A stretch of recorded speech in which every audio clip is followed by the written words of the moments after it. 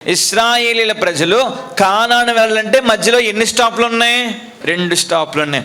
యెహోషువ గారు అంటున్నారు ఏమనంటే, అయ్యా మీరు మందసాన్ని ఎత్తుకోండి, మీరు ముందు నడవండి, మేము మీ వెనక నడుస్తామంటే వాళ్ళు అనుకున్నారు యోర్దాను నదండి చాలా ప్రవాహం ఎక్కువ ఉండినదనమాట.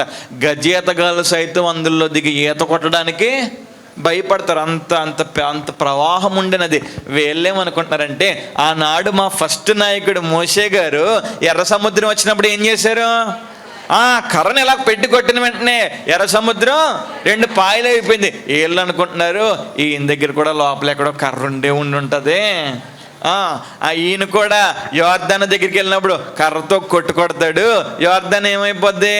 పాయలు అయిపోద్ది. అంటే ఎవరికో నాగలంటుడికి డౌట్ వచ్చి ఉంటుంది, పాస్టర్ గారు యోర్దాను వచ్చేసింది కదా, కర్ర ఇచ్చి కొట్టరంటే, కర్ర ఎందుకయ్యా, మీరు వెళ్ళిపోండి యోర్దాను విడిపోద్ది అంటే, నాకులా భయపడేవాళ్ళు ఉంటారు కదా, ఎలా విడిపోద్దండి? ఆనాడు మన నాయకుడైన మోషే ఏం చేశాడు? ఎర్ర సముద్రం అడ్డొచ్చినప్పుడు కర్రతో కొట్టాడు. యెహోషువ ఆలోచన చెప్పనా, ఆ కాలంలో మోషే కర్రలో జీవం ఉంటే ఈ కాలంలో నడిచే మన కాళ్ళలో దేవుని జీవం ఉంటుంది. స్తోత్రం చెల్లిందామా?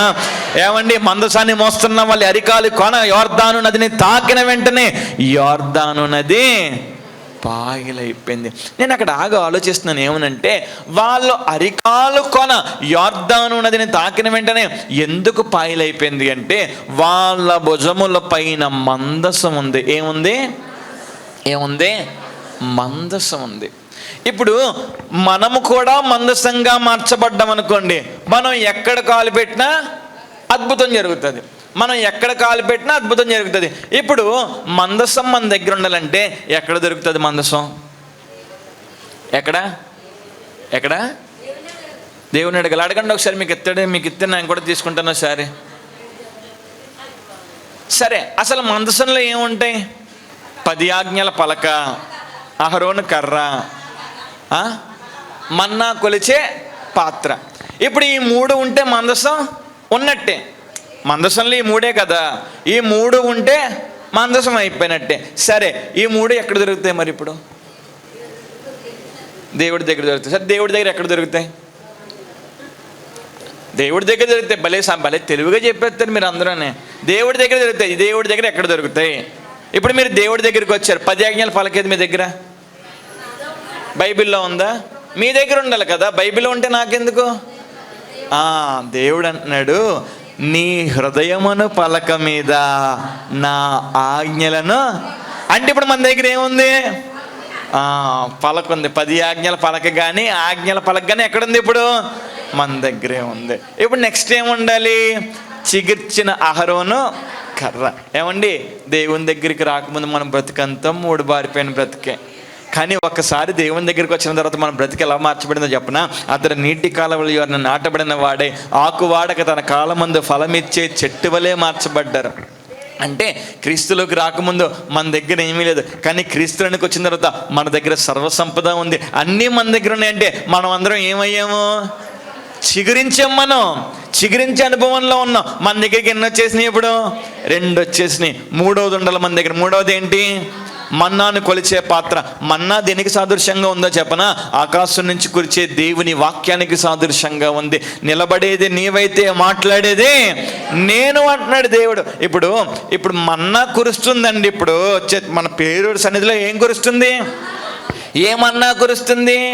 వాక్యం అనే మన్నా కురుస్తుంది. ఇప్పుడు ఈ వాక్యం అనే మన్నాను మనం ఎక్కడ పట్టుకోవాలి?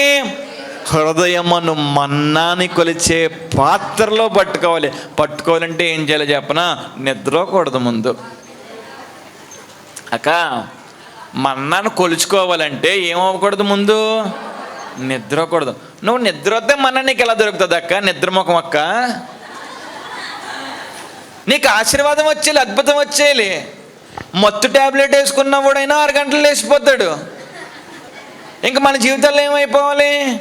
కార్యం జరిగిపోవాలి. కార్యం జరగదు. మన్నా మన దగ్గర ఉంటేనే, మన్నాని కొలిచే పాత్ర మన దగ్గర ఉంటేనే, ఈ 3 మన దగ్గర ఉంటేనే మనము ఎక్కడ అడుగు పెడితే అక్కడ అద్భుతాలు మనం చూస్తాం. స్తోత్రం చెల్లిందామా? వీళ్ళ దగ్గర మందసం ఉంది కాబట్టే మందసం ఉంది కాబట్టే 10 ఆజ్ఞల పలక వాళ్ళ మోసే మందసంలో ఉంది, అహరోను చిగిర్చిన కర్ర వాళ్ళ మందసంలో ఉంది, మన్నాన్ని కొలిచే పాత్ర వాళ్ళ మందసంలో ఉంది. ఈ 3 నీ దగ్గర ఉన్నాయనుకో, నువ్వు ఎక్కడ అడుగు పెట్టినా అక్కడ సిమెంట్ రోడ్డు పడిపోద్ది. నువ్వు ఎక్కడ అడుగు పెట్టినా నువ్వు ఆశీర్వాదాన్ని చూడగలవు, నువ్వు ఎక్కడ అడుగు పెట్టినా నువ్వు దీవెన చూడగలవు. 2 ఉండి 1 లేకపోయినా నువ్వు ఎంత ప్రార్థన చేసినా ఏముండదు, ఫలితం ఏమీ ఉండదు. యాక్చువల్లీ ఇది నా 2వ పాయింట్ కాదు, కానీ వాక్యంలో 3వ పాయింట్లోకి వెళ్ళాలంటే, ఇప్పుడు ఇశ్రాయేలు ప్రజలు ఎరికోకి వెళ్ళాలంటే మధ్యలో ఏం అడ్డంగా ఉంది? నాకు అదే అడ్డంగా ఉంది. దాన్ని తెమిళ్ చేశాం కదా. ఇప్పుడు యోర్దాన్ ఏమైంది?